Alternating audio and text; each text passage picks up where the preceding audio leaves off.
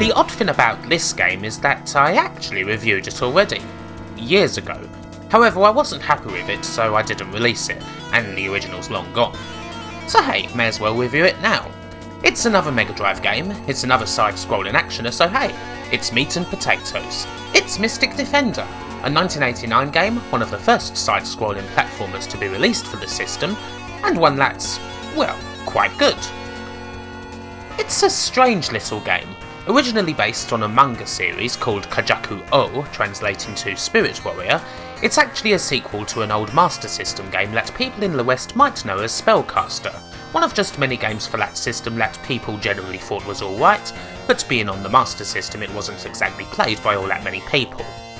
It's a little surprising that this ended up being a game that had to be picked for a second chance on the Mega Drive as opposed to something more famous like Kensiden or Zillion or whatever, but hey ho. It deserves a bit of recognition as I feel that most people think that side-scrolling action platformers pretty much only started on the Mega Drive with the release of Revenge of Shinobi, and while that's a bloody good game and certainly better than this one, Mystic Defender also does a lot of things well, has the requisite graphics and speed. It doesn't do a bad job of showing off the new 16-bit machine's powers, but sadly it got eclipsed by other games.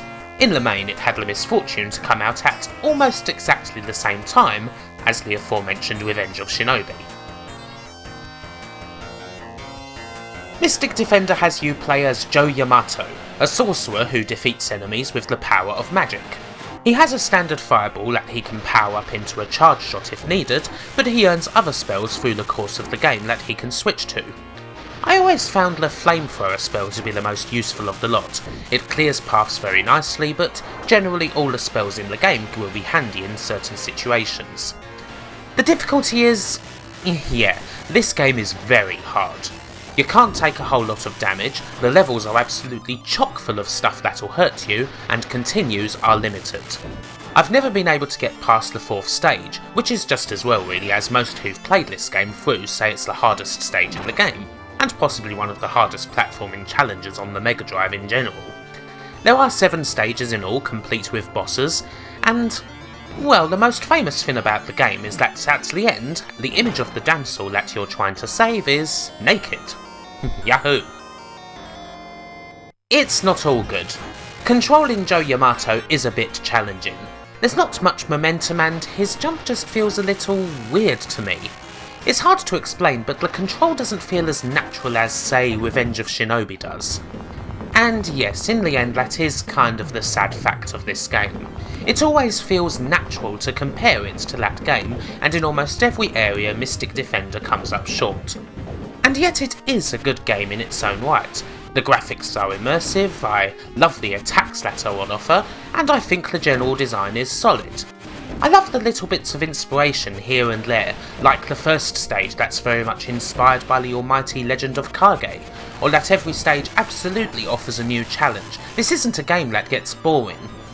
Shame there isn't a level select or anything like that, because I would love to see how the final stages play out. Alas, that 4th stage for me is just a brick wall. So if you're looking for an early Mega Drive platformer that'll quench your thirst for fast-paced action and the like, then this is certainly something that should be looked at, even if it's not quite up to the mark of more famous examples. It's a shame that that's probably the best thing I can say about it, which is probably why I wasn't happy with my efforts when I reviewed the game the first time around. Nor am I particularly happy with my efforts here, if I'm honest.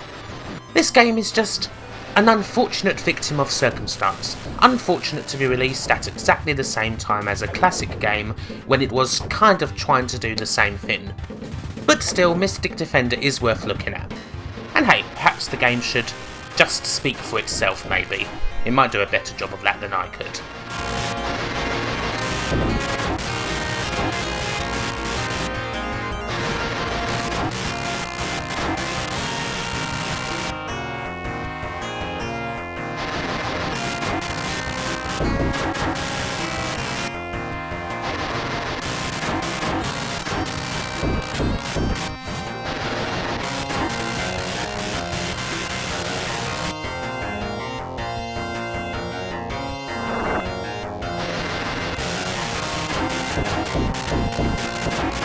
Anywho, see you tomorrow.